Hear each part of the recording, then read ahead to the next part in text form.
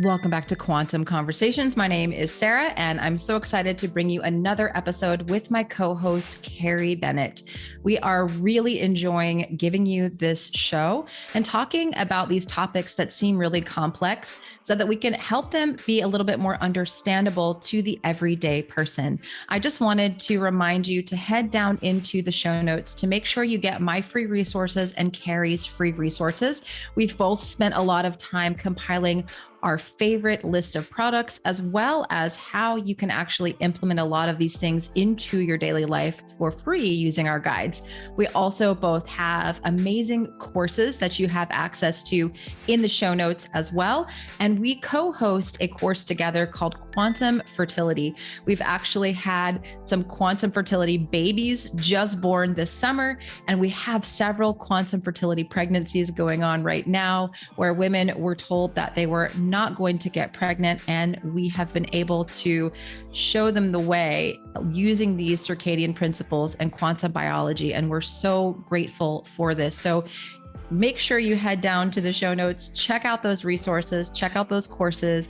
And if you are enjoying the show, if you're watching on YouTube, make sure to subscribe to our channel, hit the like button, leave us a comment. And if you're listening on the podcast app, please head on over to Apple or Spotify, leave us up to a 5-star review. Since we are such a brand new show, we want to make sure that we're getting this message out to as many people as possible. Again, we want to make these concepts of quantum biology and circadian biology understandable and applicable to the everyday person.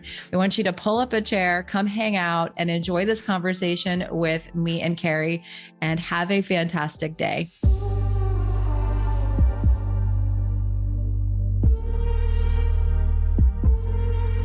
Hello, everybody. Welcome back to Quantum Conversations. We are talking all about the holidays today, and just a lot of questions we get, like, how do you do this lifestyle during the holidays, right, Carrie?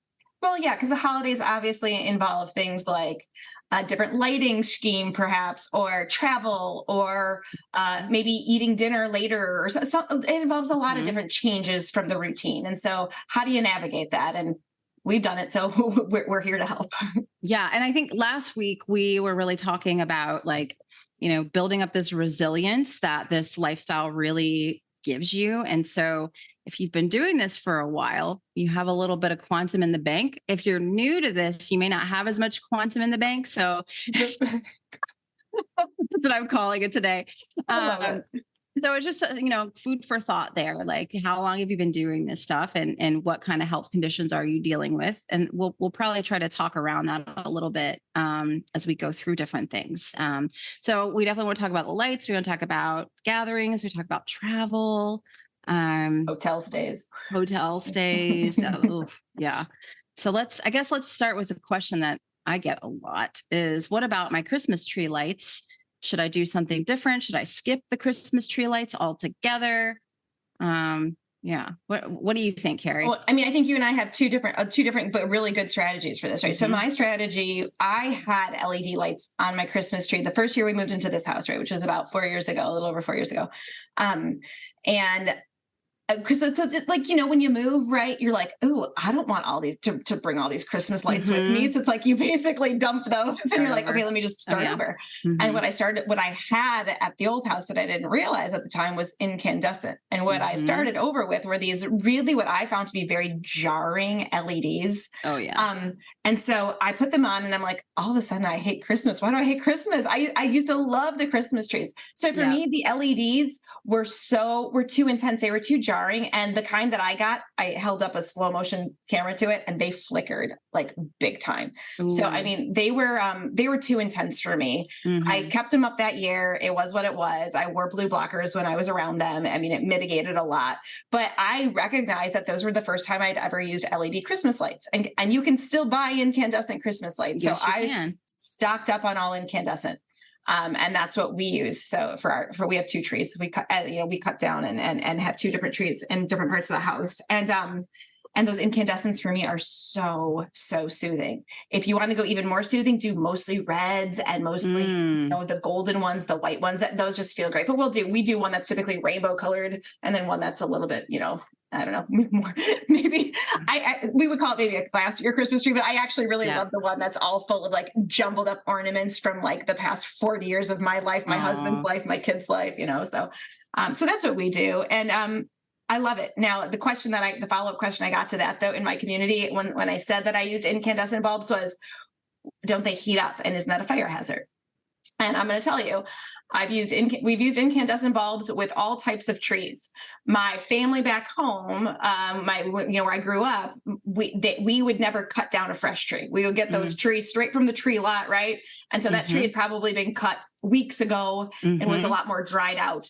Still using incandescent bulbs there, and it works perfectly fine. We go out and we cut down fresh trees and we use the incandescent bulbs, and those incandescent bulbs, they heat up, but it's so nominal, right? It's like, not even hot to the touch in terms of like, I wouldn't worry if ever I had a 2-year-old, like, grabbing onto the strings. So I don't view it as a fire hazard. We don't keep them on all night long. We don't keep them on all day long. We do turn them on for set periods of time. And you're right, exactly. And so that's how we use it. But I love it. Those incandescent bulbs and our trees, it just makes me feel so good every Christmas. Yeah. Yeah. And I think that's really like the key here is you want to enjoy the holidays. You want to, if Christmas trees are a part of your traditions and you really enjoy that, then I think that's a great option for people, is just getting the incandescent bulbs. I'm just somebody that I'm like, I'll just get some blue blockers and wear the blue blockers and turn the tree off, just turn it on at specific times, keep it off during the day. And just not make it a huge deal, because it's something that I enjoy, the family enjoys. It's just a nice to have thing. So I think that if anybody's worried about Christmas tree lights, number one, good pair of blue blockers. Number two, opt for the incandescent bulbs, right? Yeah. And you want to know a good hack to understand if you've got blue blockers that actually block blue light? What? Look at the Christmas tree lights. If you got the rainbow colored Christmas tree lights, you shouldn't be able to see the blue ones at all. Right. And so I do that with my air doctor at night. Like if I can see the blue little circle when the air doctor is on, I'm like, oh, these don't work. Yeah, totally. Exactly. I know. So yeah, it's, my kids and I were playing this game. We don't watch TV a ton, but we were doing something lazy this past weekend. And there's a different videos that you can say, find what's different. And there was, and there was like 4 different squares, and we had our blue blockers on, our orange blue blockers on.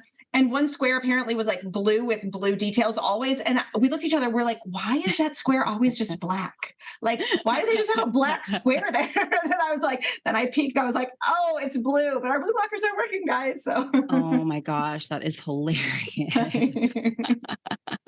So extra tips you didn't know you were going to get today. Yes, you can judge it that way. So what about all of this, like holiday gatherings, parties, late nights, all of that stuff? What do you think about that? I'm just so like out of like social scene. I don't even deal with any of that stuff. I'm the same way.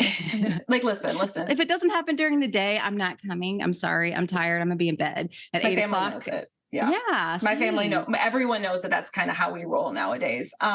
So here's the deal. I always say, go to the ones that you think are going to bring you the most joy, right? And if that means it's at night, and if it means because you're going to get to see all of your cousins you haven't seen in 3 years, or a bunch of friends from high school or college or coworkers, like if it's one that you want to go to at night, and if you don't want to wear your orange tone blue blockers one time, it's not the end of the world. Okay. Right. So, if you're willing to wear them, maybe you can start a trend. Maybe you can get some people asking questions and further this quantum health paradigm. But that being said, enjoy.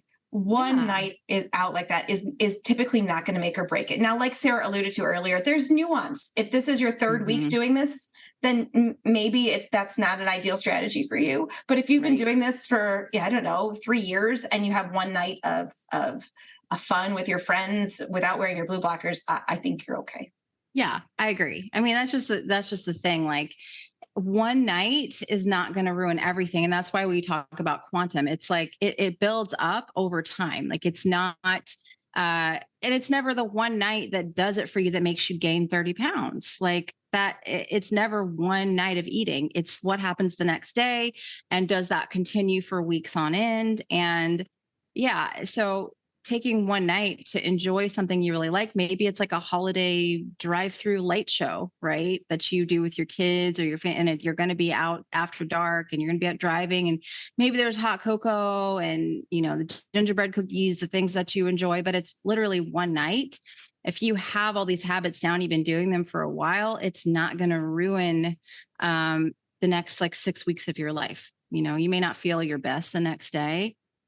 I think if you've been doing this stuff for a really long time, though, you shouldn't and you get up the next day, see sunrise, do all your normal stuff, drink your mineral water, and get all that morning light, maybe take a nice walk outdoors. Like, I don't think it's going to ruin your next day, even if you've been doing this stuff for a while, honestly, in my experience. Same. Yeah, that's the same with me as well. So that's where I also do encourage you to almost get a calendar out, and what are the days where you got family stuff, right? Mm-hmm. There is a strategy. This is more less quantum, more from when I was a personal trainer and helping people through this time of year. And it's way better for the body to have what I would call a food insult, meaning like garbage food like spaced out periodically than it is to be like, oh, I'm just gonna have a couple of these M&Ms here and there, I'm gonna have a holiday cookie there every single day, right? Mm-hmm. The body does so much better with an insult and a recovery. That's what exercise is. You're really stressing your muscles and you recover.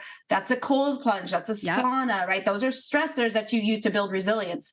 And so if you're gonna go about it, take a look at your holiday calendar and see where they are, so you can plan out when you might get to enjoy some things that you might look forward to. My nanny's chocolate chip cookies, they're not Christmas cookies, but only during Christmas would she make these Christmas cookies, or the chocolate chip cookies are the best dang chocolate chip cookies on the planet. And so that would be something where I'm like, okay, that's something that I am going to look forward to. And then in the meantime, I could pass on the holiday M&Ms or, the donuts or whatever might be being brought into the office space. Agree. And I was actually just talking about this with Dr. Sarah the other night, because she's still staying here with us. And I think we freak out about, the one meal that's not ideal, all right, I'm going to even say something like really controversial here, but a meal you eat at a restaurant that has like seed oils in it, right? Like all the crap you don't want to be eating. That's controversial. Come on. I know. No, I get it. I get it though. But yes, I think I think you and I are we have a bit more mellow mindsets when it comes to that stuff. A lot more than I used to, for sure, because I can't live like that. I can't live this has to be perfect, because people aren't going to do that in the first place. Like, people really are going to listen to that and be like, it sounds great. It sounds ideal, but I'm not going to do it. Right. I'm not going to follow through with it. So I think that having a meal like that once a month, every now and then is kind of like the equivalent, like you said, of doing a cold plunge or, doing some high intensity interval training. It's like a stressor for the body, and the body's like, oof, it's inflammation, again, exercise, cold plunge, all these things create inflammation in a good way. The body has to rush and clean it up. I think one of those meals like that can be the same thing. And I've actually heard a few other people in the health space that are not even in quantum health, circadian biology, say the same thing. It's it's a stressor for your body, but it can be a good stressor, right? And again, you're not doing that every night. You're not doing it 3 times a day. You're not going to work and getting takeout every single day, McDonald's, whatever. It's a meal that you have that maybe has some things that are not super ideal in it. You do it once a month, and your body actually, I've actually had times where I've done that and I'm like, oh my God. And I actually wake up a couple, 5 pounds lighter, because my body just is it does its thing.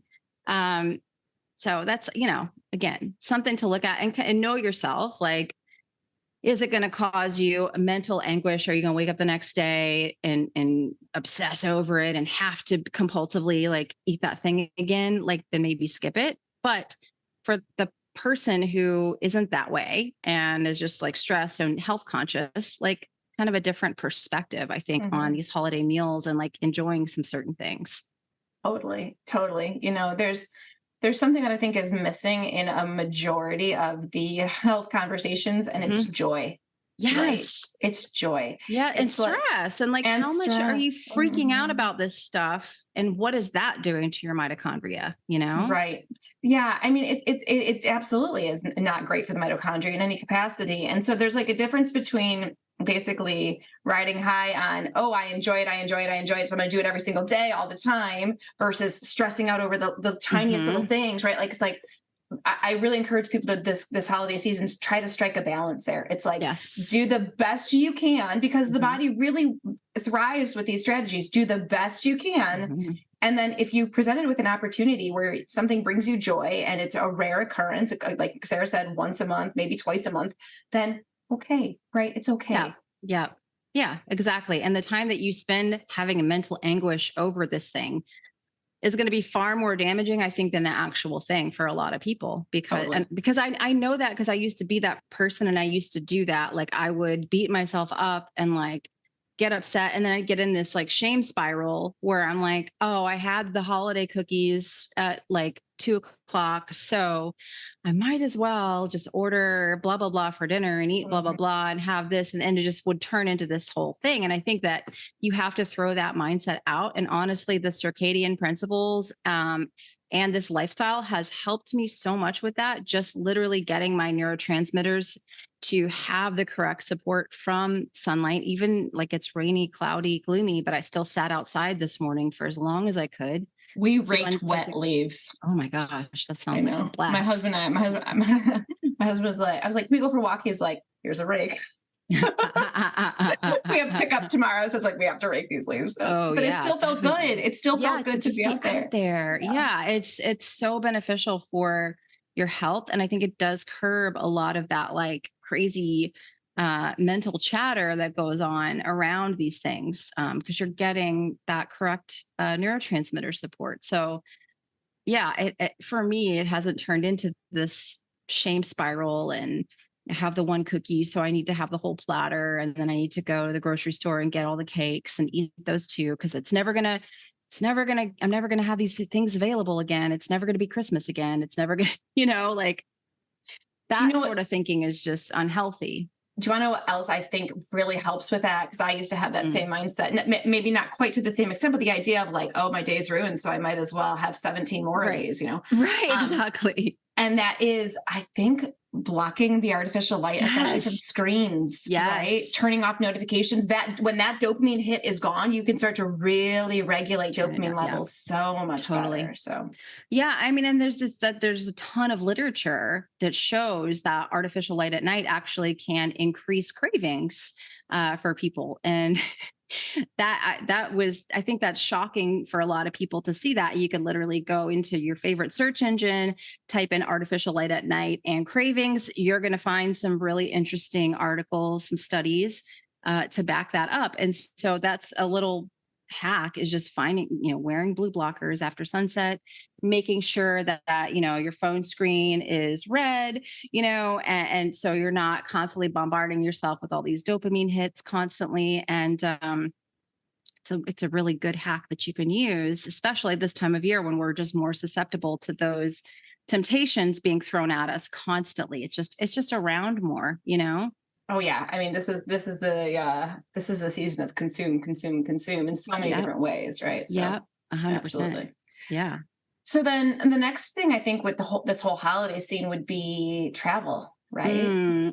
Yeah, a lot of people are traveling and getting on airplanes, staying in hotels. So, yeah, let's maybe talk Just about break down both of those. yeah, definitely, or even traveling in cars too. Sure. Yeah, let's talk about all three. Well, I mean, cars might be an easy one just because it's like Crack a window, yeah, take crack a breaks, go out. Yeah, window. Exactly. If stop at a rest it's a stop. long Yeah, stretch, sky yeah, is for a little while, all that stuff. If you're going to let your kids use a device while traveling, no judgment. I've done it too, but on airplane mode, but download something, right? yes, Download yes. something so that it's Put not the just screen on red. put the screen on red, all of those good recommendations right there. Um, so I mean, yeah, that Oh, drink water as best as you can too, Yes, in all mineral water. capacities. Yeah, some What are good your mineral favorite water. mineral waters if you're out traveling and you don't have access to your spring aqua system like me? I'll like jar mine up and bring it with me a lot of the time, but As like best as possible, yeah. I But get that question a lot too. I'm at an airport, I'm somewhere at a gas station. What are sure. your go-to mineral waters that you It, drink? if you can get to a health food store like a Whole Foods or just Mhm. even a local health food store, I always try to look for Gerolsteiner, which Oh yeah, I is love a German melt Steiner. water that's really great with its minerals. It's low in deuterium. It's just a Mhm. really, really beautiful water. Comes in glass. Another one that I've gotten from health food stores as well is it's called Saratoga Springs. That's an Italian spring Oh, water I haven't that I seen that like as one. well. Okay. That's not common though, right? That's not No, I've common. never even So heard like, of that one. so what are the ones that you can get from like you get through security or you're at a gas station, like the gas station? I was one of my kids in a we're at a gas station in the Detroit metro area, and one of my kids was like, I really just want a LaCroix. And I'm like, okay, fine. Like, I'll get you a LaCroix. I went into this gas station to look for a LaCroix. There was everything was a Monster Energy drink, some iteration of a No. Monster Energy drink. I asked him, I was like, do you have LaCroix? And he was Sparkling like, water. no. I was like, do you have any No. sparkling water? The only sparkling water they had was sparkling water with caffeine. It was like bubbly with caffeine. I was like, No, I'm not giving that to my child. no. I mean, but like, what in the world? So, anyways, so we understand, like, so what we're looking at here is what are the best of the worst options. Yeah, agree. I actually don't mind Evian in that. Yeah, I was going to say that's my go-to at a gas because you can usually find that You can usually find that, yeah. a Quick Trip or random gas station in the middle of nowhere. Even though they will have Avion usually, and that's what I get. Yeah. It's easy to find in airports. Another one that's a little harder, I think, is okay too, is Icelandic. I like Icelandic. That's another good go-to. So Voss is a good one, but that's pretty hard to find. That is harder to find too. But you should be able to find one of those. Mountain Valley Spring Water is one that a lot of times they'll have at like a grocery store. Grocery stores, yeah. And that could just be where I live. Yeah. Yeah. Usually not at a gas station. If they'll have them at like a Publix or, I mean, I'm speaking from like this person that lives in the Southeast United States. So probably don't even have Publix where a lot of people live. I know what a Publix is, but yes, we don't have them up here. Yeah. Typically when I've gone down to Florida, when I've traveled, I've always been able to stock up at a condo or wherever we're staying with the Mountain Valley Spring Water and just keep that as what we drink throughout the week. But yeah, can be tough. It can be tough, but so you do think LaCroix is okay? Do I think it's the best way to hydrate for the long haul? No, absolutely not. But am I going to deny my child a LaCroix every once in a while? No, absolutely not either. Right. But that being said, like, and unless you are purposefully dry fasting, and said that that's a specific thing that you're doing, unless you're purposefully dry fasting, which means you're not consuming any food or water. Unless you're purposefully dry fasting, then drink some water. Like get a bottle of water, even if it's not ideal. Get a bottle of smart water. Try to get one that at least is ideally purified, right? It's filtered. They at least filter the garbage out of it as best as possible, and drink it, right? Because you're not going to serve your body at all by being dehydrated, unless you're like Dr. Boros and he can drink some olive oil and his mitochondria can make the water for him. But that's not the average. That's not the average person. Yeah, especially if you're flying, right? No, definitely not. And you can bring Quinton in your luggage. I've had a lot of people bring the little vials in their luggage and they don't get confiscated. So I'll have people pack those, and they have the sachets too. Yeah. Yeah, exactly. And you can bring those. And if you have to end up getting like a gallon of like distilled water from the grocery store, which I don't like really on its own, but it's better than drinking tap water, and you could get your Quinton poured in there, give it some loving intention and you're good. Yeah. It's so much better than drinking tap water. So that's absolutely a good one too. You're right. It's not ideal. It's in plastic, right? But if you can remineralize some distilled water, just the distillation process removes all toxins. So minus maybe a little bit of microplastics but compared to tap water, it's a great option. It absolutely is a great option. I almost always travel with my animal wand. Me too. Right. So Same. easy, because my thought is too, if I can't get the best quality water, at least I can give it some really amazing coherent structure and energy as well. Yeah. So again, a very good option here with that too. So Yep. I'm the same way. Always keep that guy in my purse. And I also have had tons and tons of people in my community that will bring that through airport security or put in their luggage. It's not a problem to travel with that, because that's a question I get. Like, can I travel with my analemma wand? I have yet to have one person have an issue in airport security with that analemma wand in their luggage or in their purse or wherever else they've got it. It's like, yeah, they're just kind of like, okay, I don't know what that is, but it doesn't look like it's a weapon, so we're good to go. Less than 4 ounces or whatever, 3 ounces. Right.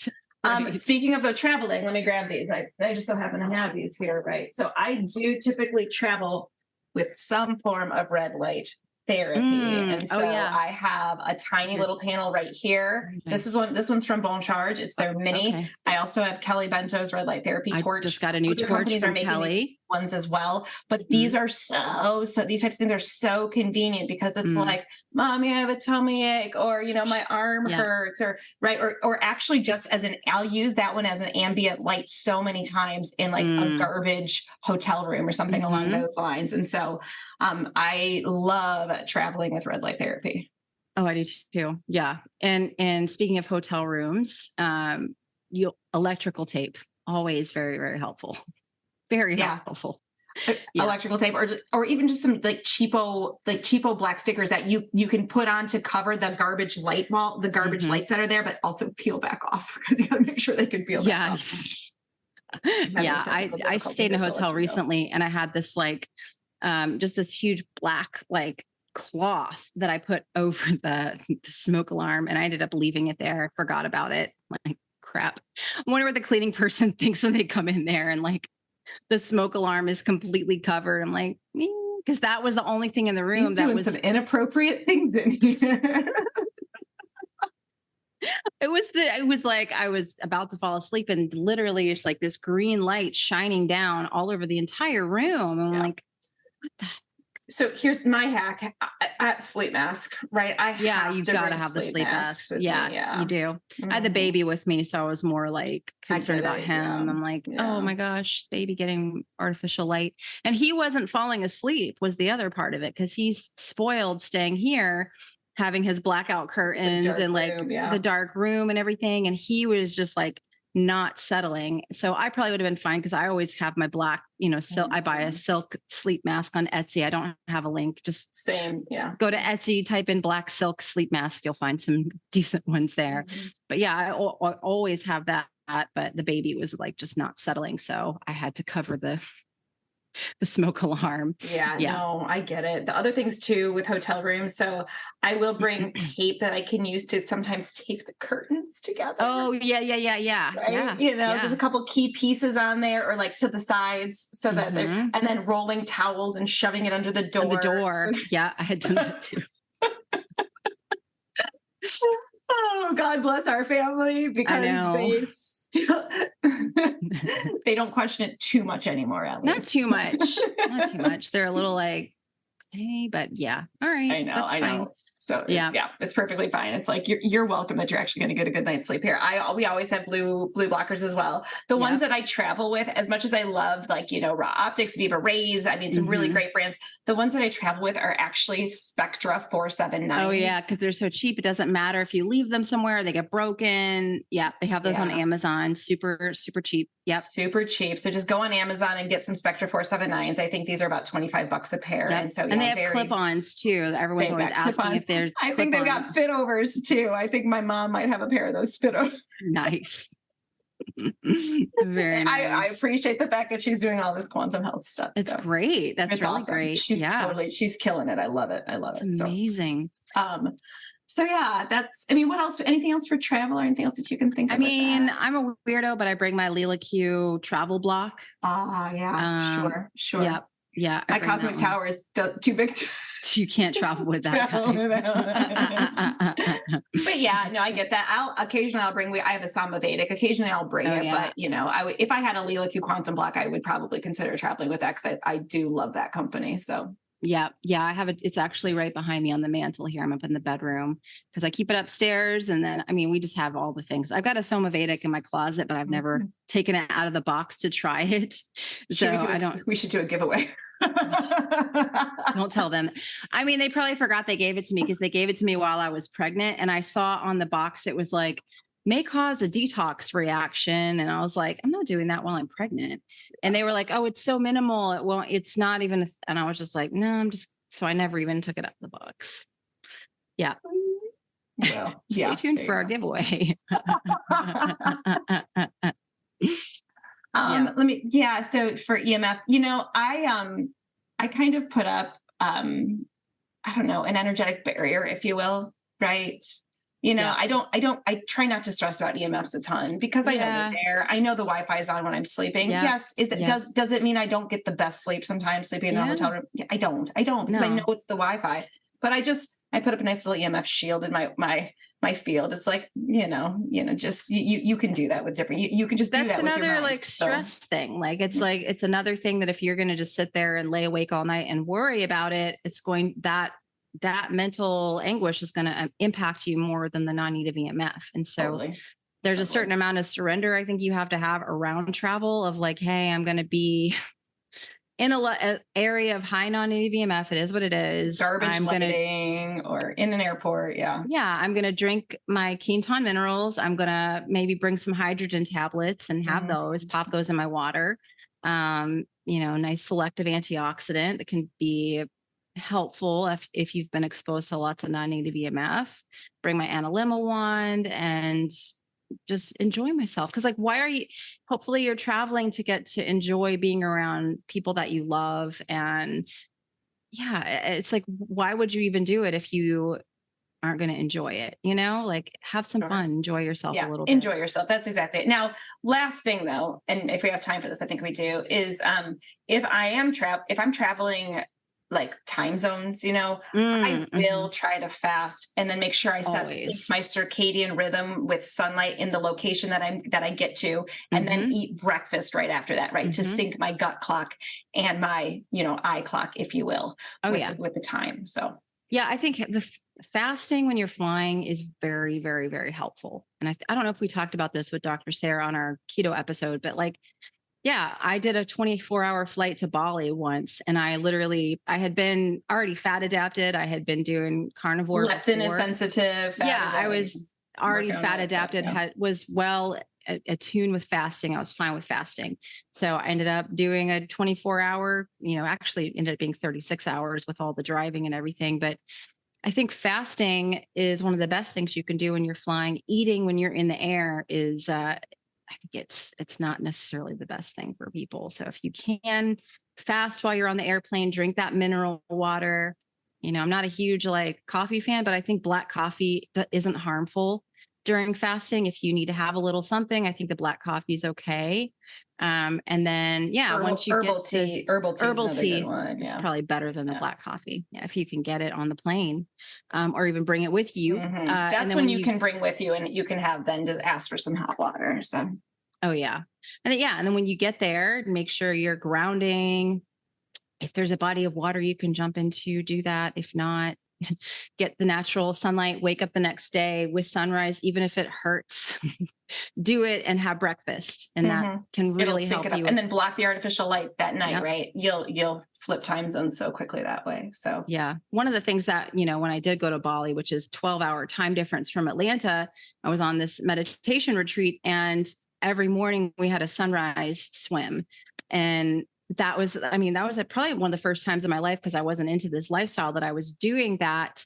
And the transition was so easy for me, because we had this beautiful, step out of your room, jump in the ocean with a bunch of people that you're on this retreat with, watch the sunrise from inside the ocean, which was amazing. Wow. Yeah. And then there's a little breakfast area, and I would just have them cook me eggs every morning, because it was like a vegetarian retreat. So they had all this junk that I didn't want to eat. And so I was like, can y'all make me some eggs? And they just made me eggs every morning, and I had ginger tea, and it was my my circadian rhythms, everything flipped. Amazing. Sounds amazing. Yeah. And I felt great when I was there. I felt like complete crap when I got home from the time adjustment, because I didn't do any of that stuff. You know, I fasted on the way home, but I didn't know to get up with sunrise and have the breakfast. I was, didn't know what I know now. But I think that sunrise and the breakfast, the grounding, all that stuff is super, super important when you're making those adjustments. I agree. Yeah, absolutely. Yep. Absolutely. Yeah. And then for planes, one thing I get asked a lot is like, how do I protect myself from non-negative EMF on a plane? I think Dr. Sarah Pugh is making a travel course. I'm trying to get her to get that out before Black Friday. She probably won't, but I think that people would buy that this time of year, because a lot of people are on planes and they know about non-negative EMF. So what are your big travel tips for non-native EMF in airplanes? Yeah, I have a blanket that I brought with me where I, put it on the kids and stuff. If I was doing a very long flight, I would probably wear something like a Bon Charge or a Lamb's EMF blocking hoodie or a hat, and a hat as well, probably, but the types of flying I'm doing with 3 young kids, it's like a 2 hours, 2 or 3 hour flight. Yeah, exactly. So yeah, I typically don't bring those. Stress about it. Yeah. Yeah. If I had to go back again and do a long flight, I'd wear a blanket, probably a baseball cap, pair of blue blockers. If I was like jumping time zones and doing all that, yeah, I'd wear the baseball cap, the blue blockers. I'd always do the yellow blue blockers, and you may need to switch to orange depending on the time of day. Yeah, that's the thing about flying. If you're flying during the day, then yellow. If you're flying at night and you really want to protect that night rhythm, then the red I would wear.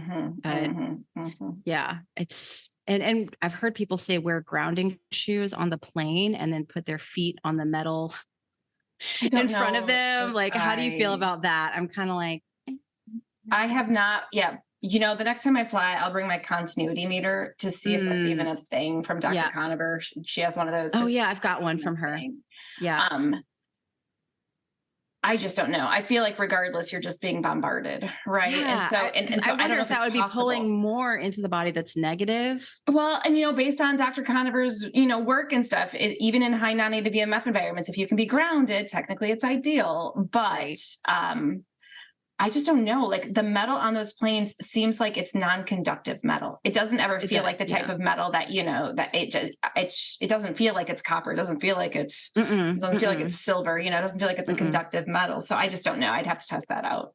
Yeah. Yeah. So to be continued, but yeah, I don't know. Again, I think it's about the attitude you take around the holidays, around travel. Enjoy yourself.